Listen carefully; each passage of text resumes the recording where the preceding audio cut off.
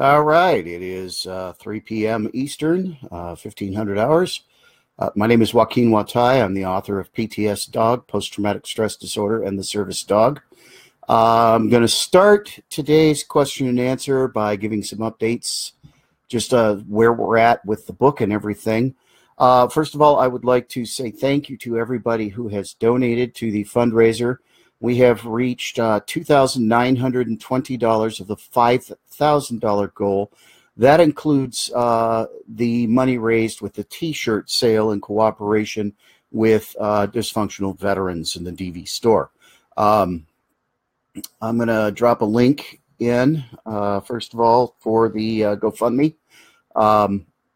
If you would like to support the book, if you like the information that you hear here, if you would like to help make sure that we get this book published, please don't hesitate to donate.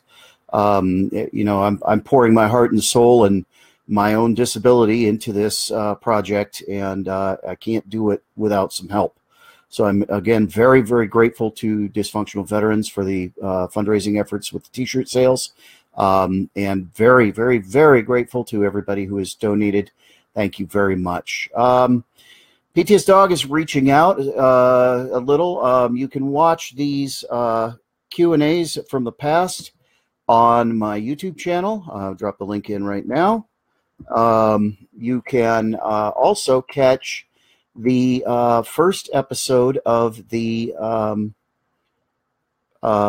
Service Dog Show with PTSDog on dvradio.net. You can catch the podcast of that. Hang on a second. I'm trying to copy that link for you.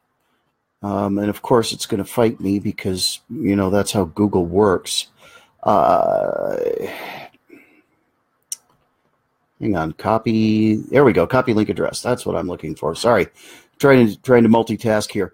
You can catch the podcast. The first episode was an interview with a fellow veteran and service dog trainer named Josh Drotty. And it was a really good interview. And I've got some very good feedback from that. So if you're interested, again, the 3 links that are in there, and I'll try to drop the links in a little better a little later on, are the GoFundMe to help publish the book, my YouTube channel.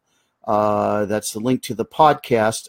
You can catch the podcast on the first and third Sunday of the month. So the next episode is airing on the 4th of March. I believe that a rerun of the first episode will air tonight. That's at 8 p.m. on the first and third Sundays of the month on dvradio.net. And you can pick up the podcast on Podbeam, iTunes, on the DV Radio website. I believe there's a link for podcasts, and various other places. Go to the DV Radio website for more details on where to find podcasts. The next episode is with a gentleman named Bill Austin. He is also a service dog trainer. He's a U.S. Army veteran and a Air National Guard veteran. And he has the unique distinction of being the veteran who was on the receiving end of the tirade that made it all internet famous. The lady who was screaming and yelling about how disgusting having a service dog in a restaurant was last fall. If you remember that, I got to talk to the man, and he's a really, really neat guy, and he's got a lot of great experience with service dogs and with helping veterans train their service dogs. So I hope that episode, which will air at 8 p.m. Eastern, March 4th, Sunday, March 4th, will be worth your time to listen to.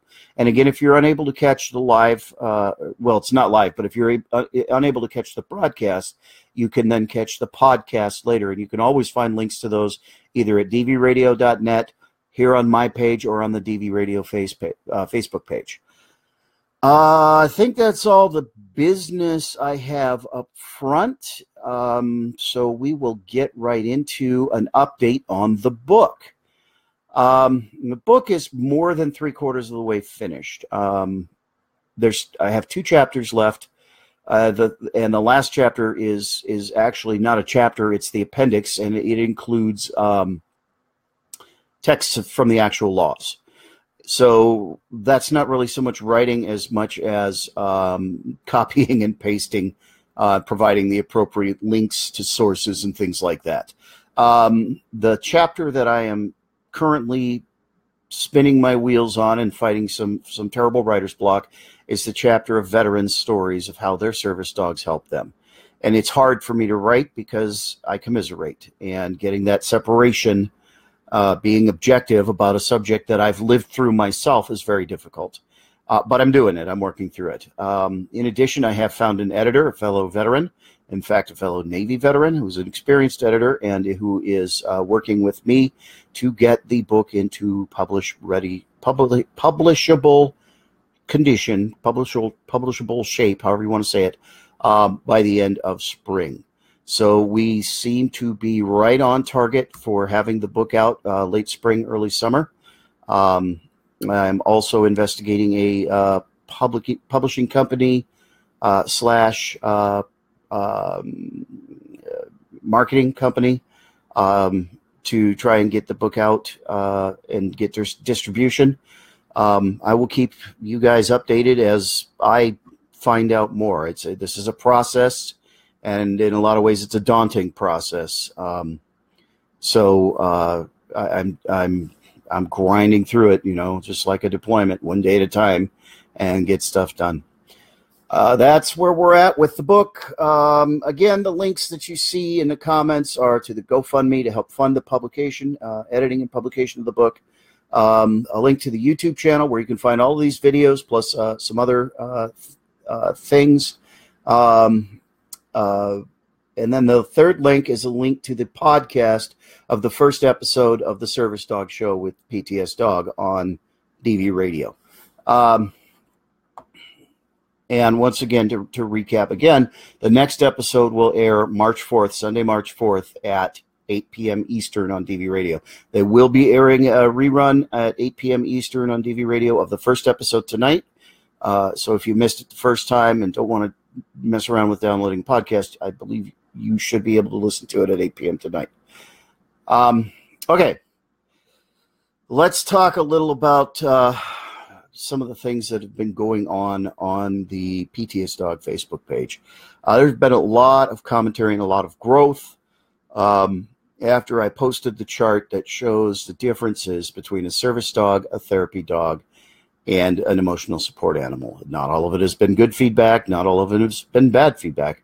And still, in spite of a chart that very clearly delineates the differences in the definitions of the animals per the ADA, there's a lot of confusion. So I'm gonna talk through what the differences are, and I'm gonna start with a therapy dog because there's a lot of confusion about terminology. So first and foremost, a therapy dog is not a service dog, and it is not an emotional support animal.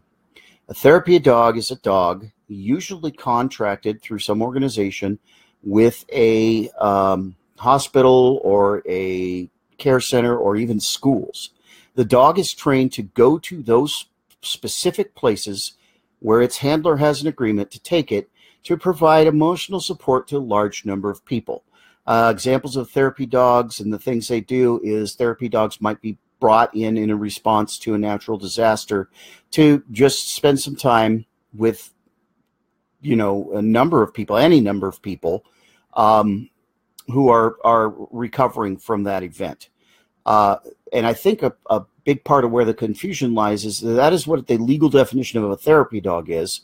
And a lot of confusion arises because PTSD sufferers, for example, use a service dog or an emotional support animal as part of their therapy.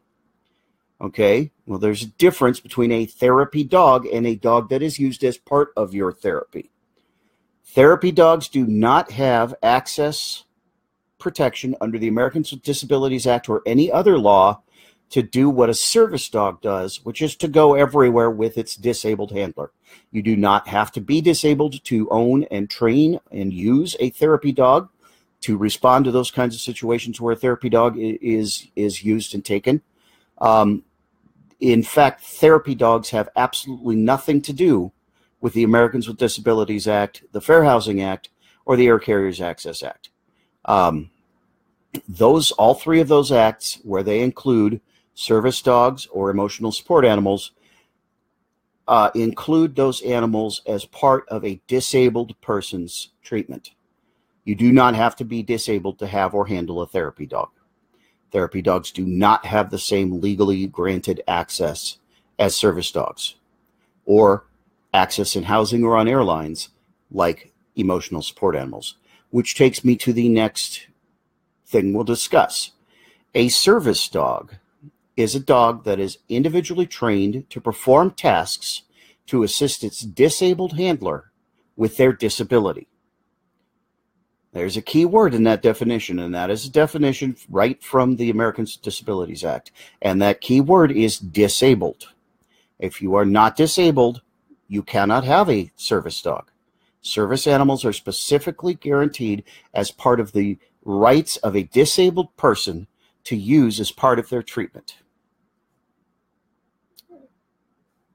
That's it. That's the law. That is the definition. That is the law. If you're not disabled, you cannot have a service dog. You can train your dog until the cows come home. You can train your dog for years. But if you're not disabled, it is not legally a service dog, and it is not granted access rights everywhere you go. Likewise, an emotional support animal, as defined by the Fair Housing Act and the Air Carriers Access Act, is again protected for its presence to be in housing or to accompany its disabled handler on an aircraft. Again, keyword, disabled.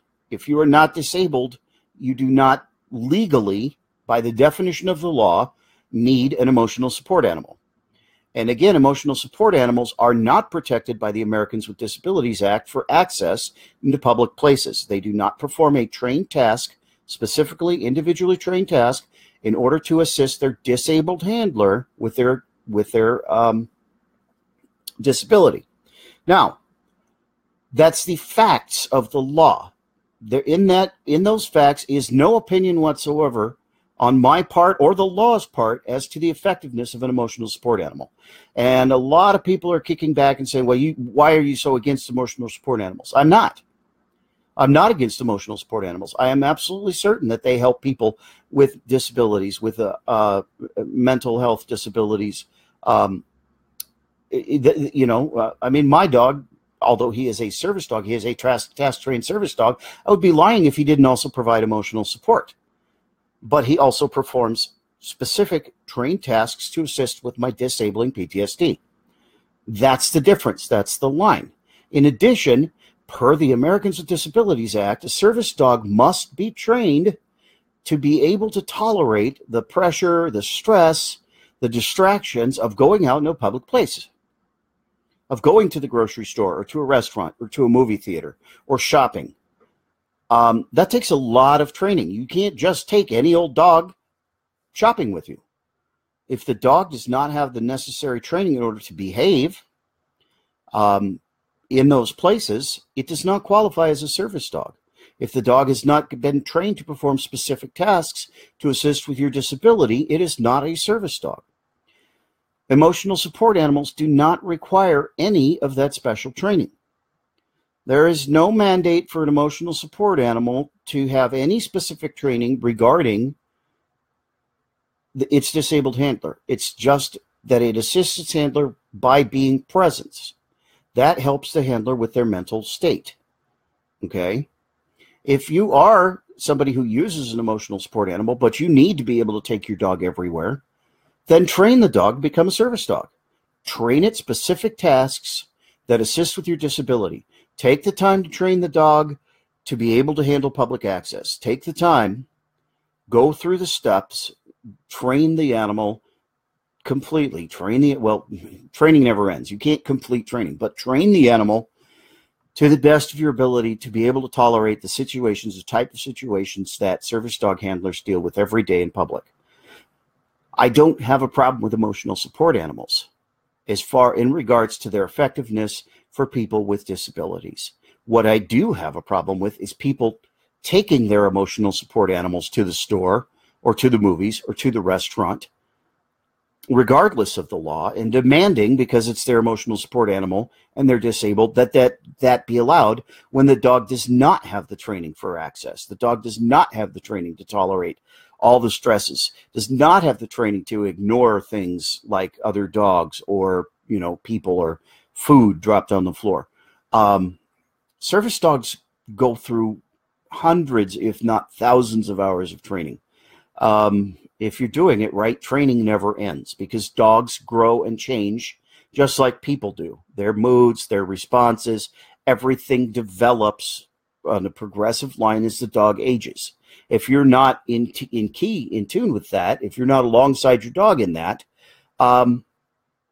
your dog's training is going to start to slack. Your dog's responses are not going to be the same, and you're going to go, why?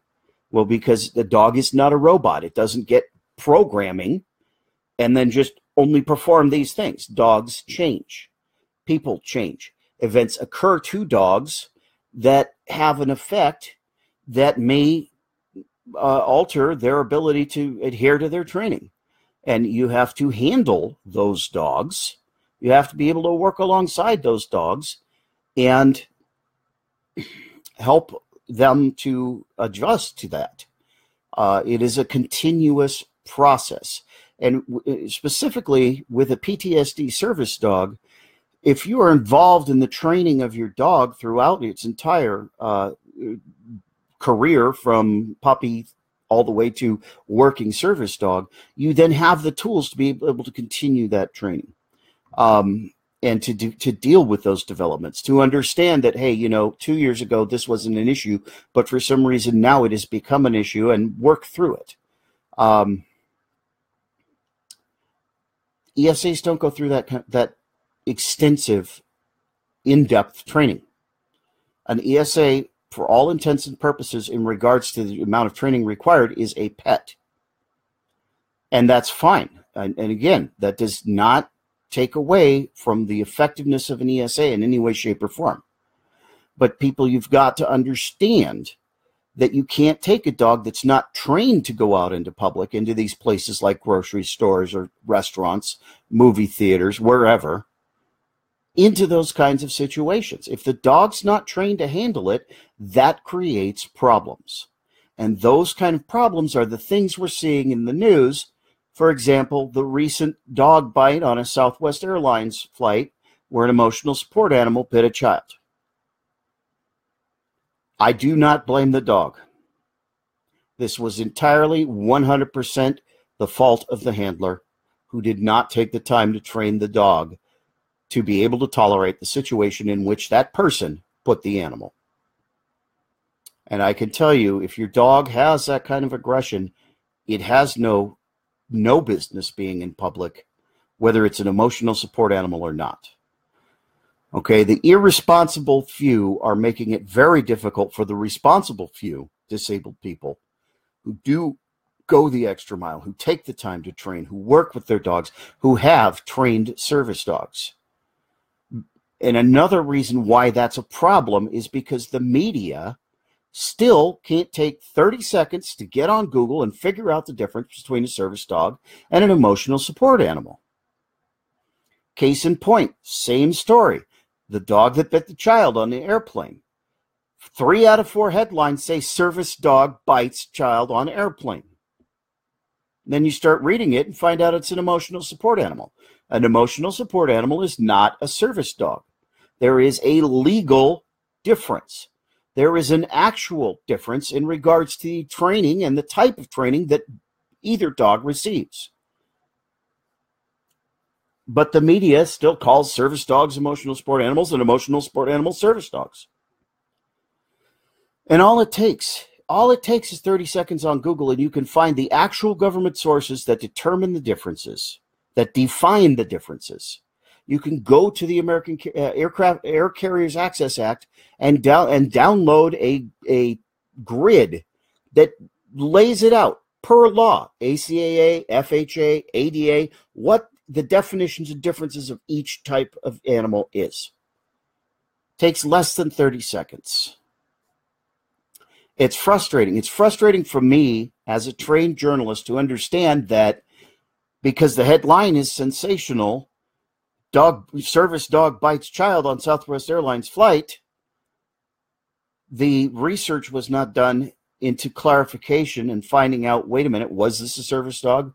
Why is a service dog bite? Service dog shouldn't bite. There's no research. There's no back, all it takes is 30 seconds with Google. Do a little bit of reading. 30 seconds of Google, half an hour worth of reading. You have enough knowledge to write competently about the differences. So, it's important. This terminology is important. It's important to understand the difference between a service dog, a therapy animal, and an emotional support animal.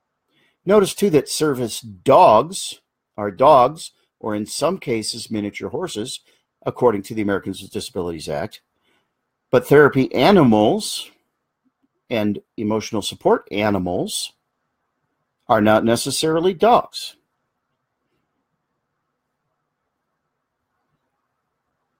There's a distinction there.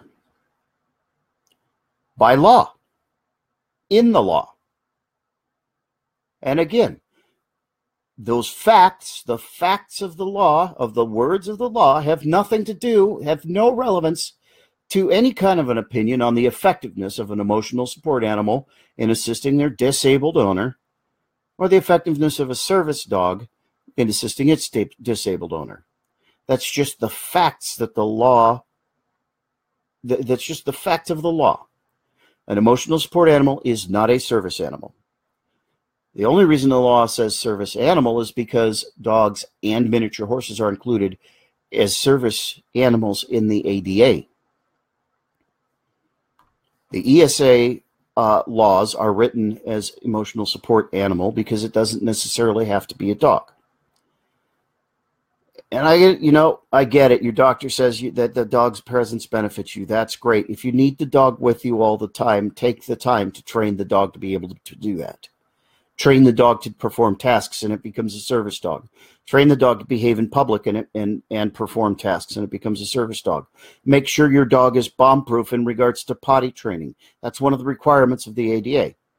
As long as the dog is thoroughly housebroken, under the handler's control at all times, and trained to perform tasks that assist you with your disability, by law, it is defined as a service dog. If it is not all of the above, it is not a service dog.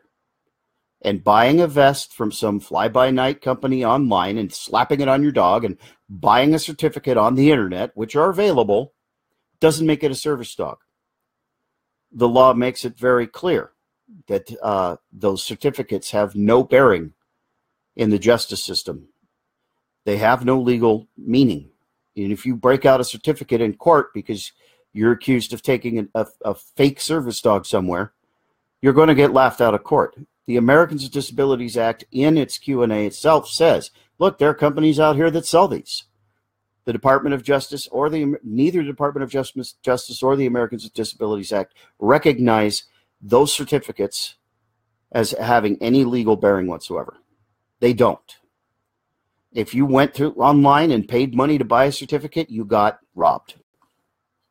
Plain and simple. It's not required. It's not recognized by the law. It is fraudulent. So don't do it. Don't support the people that are selling these. And it's again, training never ends. You can't ever really certify that a dog is fully trained because dogs are living beings. Training is a process. It is a lifelong process with any kind of dog. Dogs, as they age, their tastes change, their drives change, their needs change. It is a continuous, ongoing process. So anybody who tells you, well, I have a certified training dog, well, who certified it? Who certified the dog?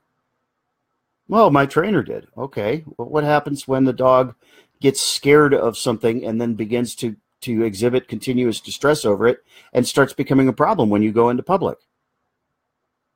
I don't know. It's because your mindset is, oh, I have a robot.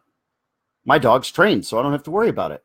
That's not the mindset. Handling a service dog is an active, it is an activity. It is active. As the handler, one who handles, you are committing a verbal action.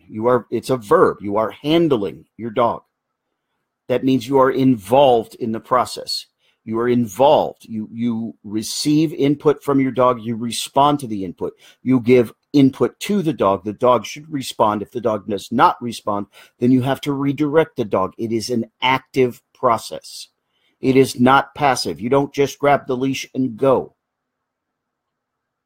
Let's talk a little bit about people who want to have a service dog. Let's talk about whether or not a service dog is right for you. I am, first and foremost, never going to say, no, you can't have a service dog. But what I am going to do is ask you questions if you want a service dog. Are you prepared to go through the work that it takes to train a service dog? It takes hundreds and hundreds of hours of training. If you do it with the mindset that training never ends, it's training throughout the life of the dog. Every time you go out, it's a training opportunity. Every time. Are you prepared, as it's a puppy, to housebreak the dog?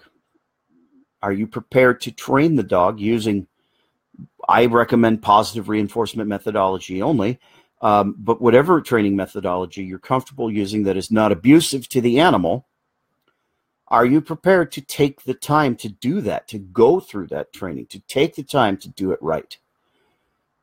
Puppies take a lot of work. It's a full-time job when you have a puppy in the house. Are you prepared then to start taking the dog to some place that is pet friendly, to start training it for public access, to start getting it used to going places where the distractions all over the place, where there are people all over the place, where things may be dropped on the floor, but the dog has to learn to ignore them? Are you prepared to take to invest that amount of time into your service dog? Then are you prepared to take and build on that training that you've already got the dog to, where it's starting to become tolerant of public access, starting to become tolerant of all those outside influences? It walks down an aisle in a Petco or a Home Depot. And then are you prepared to take the step to begin to train that dog to perform tasks that are related directly to your disability, whatever that may be? If you need to train your dog to pick things up and bring them to you if you drop them because you have a bad back, are you prepared to take the time to do that? Do you need to learn to do that? That's just training the dog. Now let's talk about going into public with the dog. Kimberly, I'll get to that question in a minute. Let's talk about going into the public with the dog. Okay, you've gone through all this work. You've done all this process. You've gone through all this time. Your dog's about 16 to 18 months old. You've got it task trained. You've got it trained to tolerate going out into public and stuff, and you feel like you're ready. It's task trained. It's doing well as far in regards to public access. It's time. This is my service dog at this point. Okay. I'm going to tell you right now, no matter whether your service dog is wearing a vest or not wearing a vest, no matter whether you have patches on the service dog's vest that say PTSDog on it, which is an indication it's a PTSD service dog, or it just says service dog, whether or not you have patches on your vest that say do not pet or ask to pet, whether or not you have the little caduceus in the cross and it says service dog, working animal, whether you put labels on your service dog or not, whether you have things on it that says do not pet or ask to pet. Are you prepared for the fact that when you walk into a grocery store with a dog at your side, you are the center of attention? Are you prepared to deal with the attention that is the dog's presence will draw regardless? Because I'm here to tell you that you're going to get attention no matter what. Doesn't matter what breed of dog you have. It doesn't matter what training you've given the dog. It doesn't matter what you put on the dog or do not put on the dog in regards to a vest or patches. It doesn't matter. You walk into a business with a dog, you are the center of attention. Are you prepared to deal with that? Sorry, I'm looking over my microphone to see comments so that I can get to them in a minute. And that's, in part of the interview in the first radio show, which is the second link I provided at the beginning of the podcast, or third link, excuse me, is to the podcast of the radio show. One of the things that Josh Strati, who trains service dogs and helps other veterans train service dogs, said is, before I agree to help a veteran train their service dog, I take them out with Grunt and me, and we go to stores so they can see what it's like to walk into a business with a dog by their side. They can see that all of a sudden you're the center of attention. They can see that, as Alex said so appropriately, and Alex, I use that quote all the time, service dogs are idiot magnets. They are. And it's really hard. Part of the education campaign that I'm trying to do is to try to get through people's heads. You know what? That service dog is not there for your entertainment. It's there to assist its disabled handler. You don't coo at wheelchairs. You don't try to pet somebody's cane. The service dog is a piece of medical equipment the same way that wheelchair or that cane is. It is not an inanimate object like those are, but it is legally treated as such if it meets the requirements of the Americans with Disabilities Act.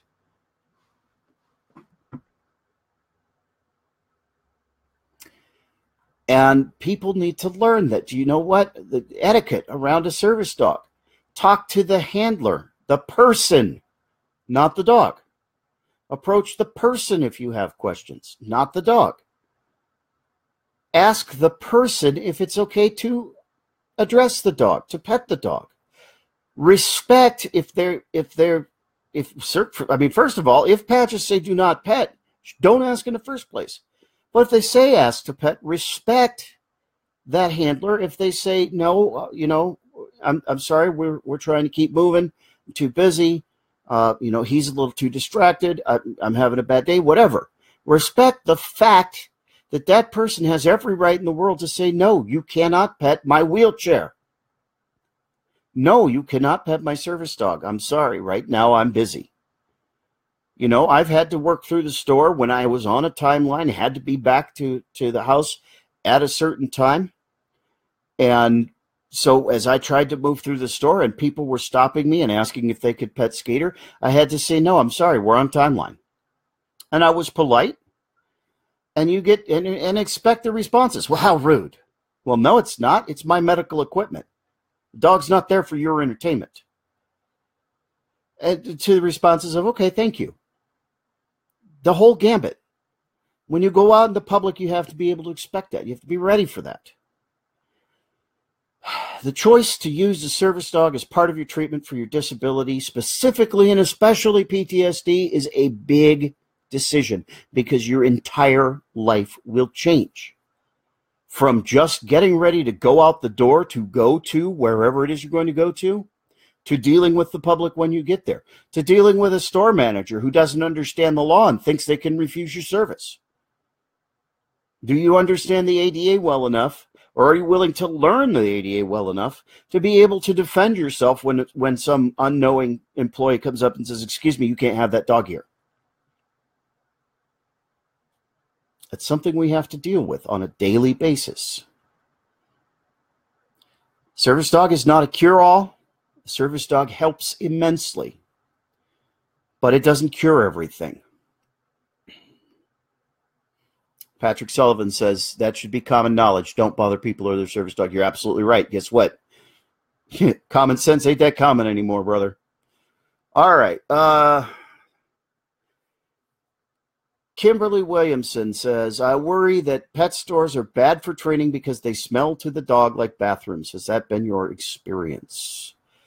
Certainly there are a lot of pet stores where dogs have relieved themselves. Think about it this way.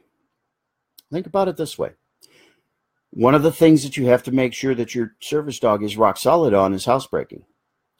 So if you go into a building where you're probably going to run into potty mess, that's an excellent opportunity to reinforce it. No, we don't do that inside. Well, but this other dog didn't. No, we got to go outside if you want to potty.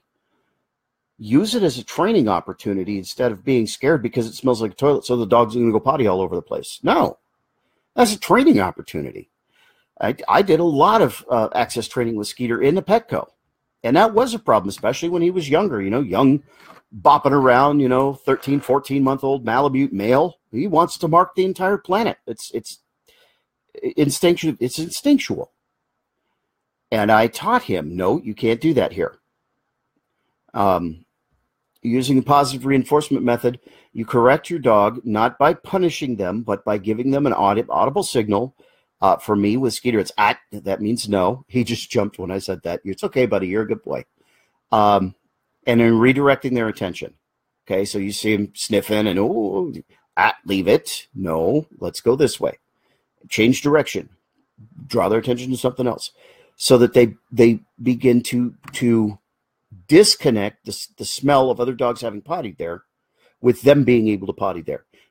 On the other side of that is rewarding, and praising when they potty outside. Okay. So that they connect going outside to a positive experience. Oh, well, yeah, I get praised. And if you do treats when I go potty outside. Okay. And that's I'm glossing over the methodology. I'm trying to make it as simple as possible. We could get real in depth with positive reinforcement training and how to do it. That's not my purpose here. But what I'm saying is use that as an opportunity. Okay.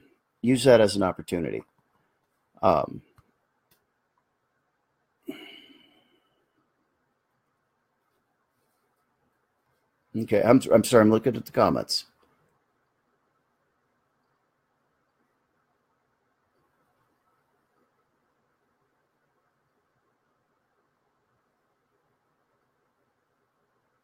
Yeah, Eric. Yeah, playtime after they do their business. The trainer that I worked with for a little while with Skeeter, I can't remember how the conversation came up because Skeeter was already housebroken at that point in time. But he called it a bonanza, where belly rubs, playtime, treats, make it a party every time the dog goes potty. It's a habit, and I trained Skeeter that way from the beginning without understanding the methodology until I had done some reading and some research later. But to this day, when Skeeter goes poop outside, I praise him. Good job. What a good boy. Super pooper, And, something else that people, and it's funny, and this is something Josh and I talked about during the pre-show and didn't make it into the radio show, and I wish it had, because it's funny when you're dealing with veterans training service dogs, is that praise. When you give your dog praise, especially at the puppy stage, you have to use the puppy voice. You have to use the happy puppy voice. And so it sounds funny. You get these big, tough Marines, right? But when you're praising a puppy, you can't go, good boy, good job. They don't understand that.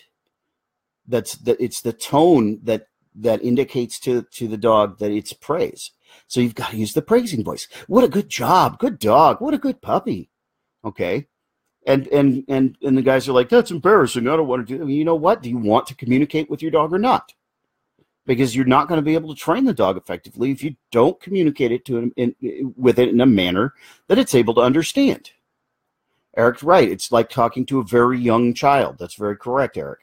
That's exactly what it's like. You've got to have that happy voice for the dog when they're doing good. You've got to have that corrective voice when the dog's not doing what it needs to do. This way. Very firm, but not negative, not angry, but reinforcing that what the dog needs to do is what you're telling it, not what it thinks it should do. And the positive reinforcement training uses redirection a lot as part of correction. And you got, again, don't get correction confused in the framework of positive reinforcement training as punishment. It is not punishment. You're not yanking on the leash or choking the dog. It's acknowledging that the dog's not doing what you asked it to do and redirecting the dog to what it's supposed to do. And there's I mean, we could go on and on about that. I really don't want to get into a discussion about training methodology. Okay. Let's see. Eric, you had said beware. Yeah, that's true. Yeah, Patrick.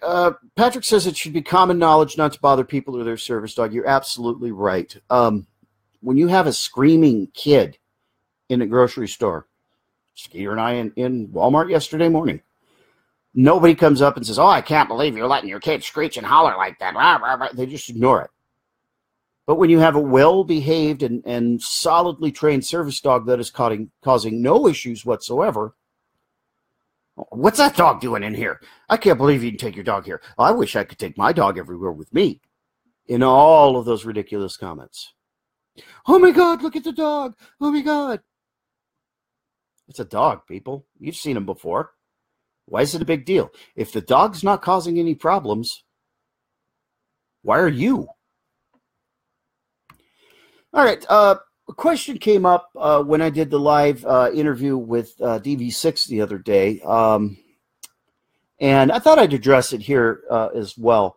And that was, what do you do when people say something like, "Well, you don't look like you need a service dog"? And there's a couple of ways you can respond to this. You can. Let me give you the most positive way that I've heard. First, as a handler whose dog Gander was named the hero dog of the year 2 years ago, which would have been 2016. The man's name is Lon Hodge, and the way he posted it like, in a little graphic with Gander, his service dog's image in the back was, "You don't look like you need a service dog. That's because I have a service dog." That's absolutely a perfect response. If it's not an adverse situation, that's a great way to respond. I don't look like you need a service dog because I have a service dog. The next step, if they're pushing, is, "Gee, I didn't know you were a psychiatrist or psychologist. Have you seen my medical records?" And take it a little bit further. "Oh my goodness, I'm cured. Your opinion fixed me. Hallelujah." Be as ridiculous as them. Shut them down. "Thank you for sharing." Turn and walk away. You're gonna deal with that too if you decide to use a service dog and you want to start going out in the public with your dog. You're gonna deal with these ridiculous comments. You're gonna deal with some nonsense. Educate yourself. Give yourself the tools to be able to handle it, and think through the possible scenarios so that you can plan responses so that it doesn't end up in an incident where the police are involved. Because the last thing you need, especially if you're a veteran with PTSD or anybody else with PTSD, is the police involved in a situation because somebody's being a jerk because you have a service dog. And the bottom line is the law allows you to use that service dog wherever you go, with some limited exceptions. Don't let somebody mistake me as saying you can take it absolutely anywhere. You cannot. There are some exceptions. Understand your rights. Understand that there are times where I will not take Skeeter into a restaurant with me simply because the restaurant is just very small, it's very crowded, and it would really create more inconvenience and difficulty than sucking it up and eating and getting out of there. Be considerate as a handler. Sometimes you have to think about the environment in which you're in. And, there are places I don't go simply because I understand that bringing Skeeter would be too difficult. And quite frankly, a lot of times I can order it on Amazon. It doesn't solve the issue of the isolation and things like that with PTSD, but I do get him out and go enough places that isolation is no longer an issue. Okay? But just the same as there are restaurants that, by law, they're supposed to be accessible for wheelchairs, but wheelchairs aren't able to get in there because they're tiny or they're cramped. They still exist. Okay? So, find another restaurant. Order out. Have your friend who can walk take it. Or, say, "Hey, I can't fit in your restaurant, but I really like this and this to go. Would you mind bringing it out to me on the sidewalk? Because I can't get through your doors." Okay?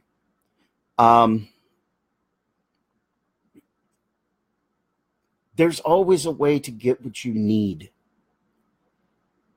It's important to distinguish between what you need and what you want. Meet your needs, then you can start to obtain your wants and your desires. But meet your needs first.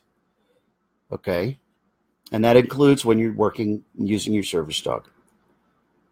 Get what you need taken care of so that you can develop the ability to get what you want. Okay? And I know from my personal experience with post-traumatic stress, taking care of needs was really, really important. And I'm finally at a point in my life where I'm able to start thinking about wants. And it's taken years. And it will take more years. And I will regress and I will progress. It is continuous.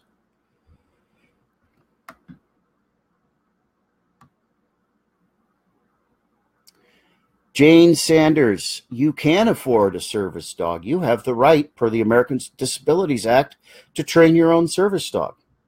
If you don't think that you are able to train your own service dog, you have the right to hire a trainer to pay for individual sessions or group sessions at rates. You don't have to go spend $35,000 or $45,000 or $60,000 to buy a trained service dog. In fact, with PTSD, I feel, and I think that many, many, many people who have done it feel that training your dog, being a part of the process of training your service dog, is the best treatment. Because as you begin to develop the understanding and patience to train your dog, it starts to change your responses to the stressors around you. You're right. Almost nobody can afford to go out and buy a trained service dog. They're ridiculously expensive. Everybody can find a way to train their own service dogs. Okay. Eric's asking if I do any off-leash training. I do very, very limited off-leash work with Skeeter for a couple of reasons. First of all, is which a breed tendency to wander. However, that being said, I have trained him not to wander when I have to do things like drop the leash in the grocery store. He does not wander. And what's really funny about Skeeter is he's so in tune to me and in tune to his job that when I do drop the leash,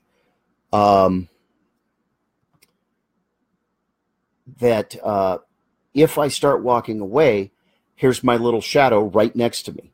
He does not leave me because he understands I'm in an environment that's stressful, that could possibly create difficulties, and he does not leave my side. Do I do things like go through the whole store off leash? Absolutely not. I do not. It's not necessary in regards to his task training for me, for him to do that, so I didn't train it.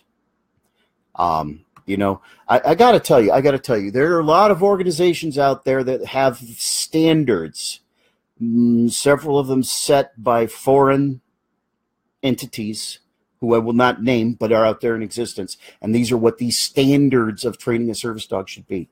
Bullshit. There are behavior standards, absolutely. The ADA says the dog must be in your control and that control of the handler at all times. And it must not be disruptive, and it must be housebroken.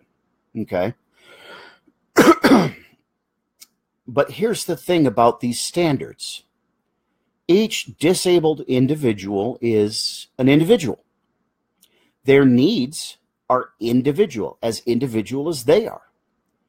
What they need their dog to do, the tasks they need to train their dog to perform are individual. You can't really set out a list of, look, these 36 things are what service dogs do, and that's it. Because how Skeeter responds to me and assists me with my disability may be completely different, Eric, than how your dog responds to you. And what that response, that trained task is, what that elicits in you in regards to your disability. So these standards are nonsense. I mean, appropriate behavior, absolutely, that is a standard that should be universal. As far as tasks are concerned, Skeeter never got trained off leash because Skeeter doesn't work off leash in public. I don't send him in to clear a room. That's not the type of thing I need for my PTSD. But I know people who do. I know people who do need their dog to clear a room. And so they do perform that training.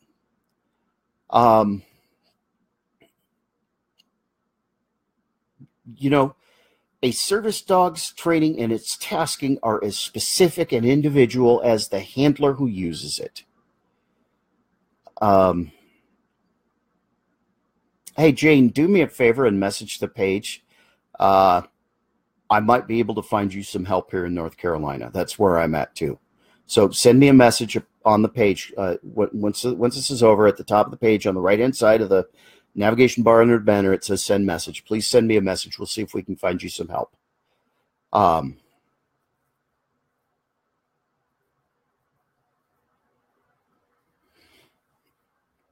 Okay, Patrick says he started taking his service dog to public places around 3 months old, and he just kind of got used to it pretty quick.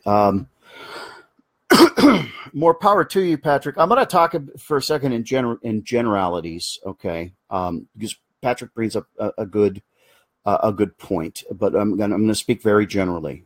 You have to remember, and I've seen the chart. I'll have to find the chart again and put it on the page. You have to remember that dogs develop differently than humans.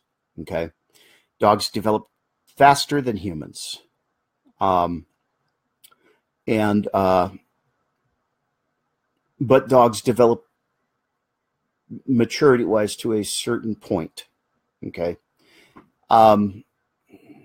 This is my personal opinion based on my experience training an Alaskan Malamute as a service dog. Physically, Alaskan Malamutes are not mature until they are 2 years old, and in some cases, a little older. Okay. Mentally and emotionally, in my experience with several hundred Malamutes, they're not done being puppies until they're 14 to 16 months old. I didn't seriously pursue any specific training, including public access with Skeeter, until he was 16 months old, because he was just not ready. He was a big, giant goofball. I taught him, I potty trained him. I did a lot of exposure in pet-friendly places in my home. Unfortunately, I didn't have a lot of access to other breeds of dogs.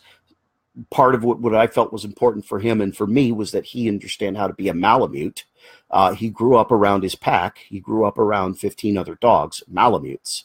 And he got that out of his system. And when he started to mature and settle down at 16 months old, excuse me, then I was able to I took him to the Canine Good Citizenship class at Petco. And I was really blessed in that the trainer was an actual animal behaviorist, and he was absolutely fantastic. And Skeeter was so well behaved at that point that we actually got our CGC 1 and 2 certifications out of one 6-week course because he was that far advanced. I'm not claiming I'm some great magical trainer or anything, but what I'm saying is I had already worked with him enough without taking him into public that once we started transitioning to public access training, it was not an issue for him. The trainer also told me, look, you've got all the tools you need to train this dog to perform the tasks you need. I went into great in-depth discussion with this trainer about this. And he said, you know what you're doing.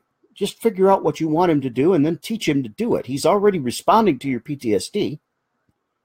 So take those natural responses and turn them into a trained task. And honestly, Skeeter's an exception in the world. He's a very smart dog. He picked up on tasks within 3 or 4 months of me working him. Solid 100%. It gets done. And then at that point, I could begin to fine tuning those tasks and developing them and drawing out other tasks. But by the time he was 2, maybe 26 months old, he was solid as a rock. And I started working him regularly, daily, working with him. If you have a dog that is able to develop that maturity younger, fantastic. But I really urge people, especially if there's any mobility involved in your service dogs training, you've got to wait until that dog is physically mature. Skeeter does perform a couple of mobility tasks. I broke my back when I was in the military.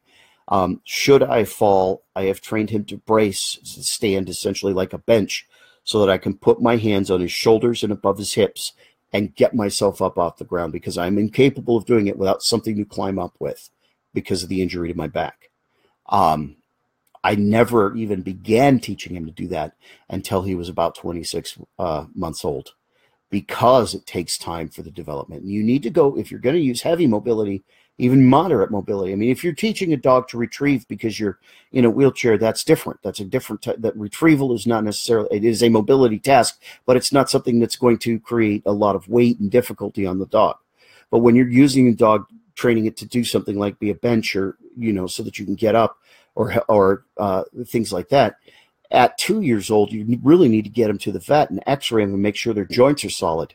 And the vet will clear the dog to perform this specific mobility task. Yes, this dog is strong enough and healthy enough that you are able to use it as a bench to get up from the ground. Okay.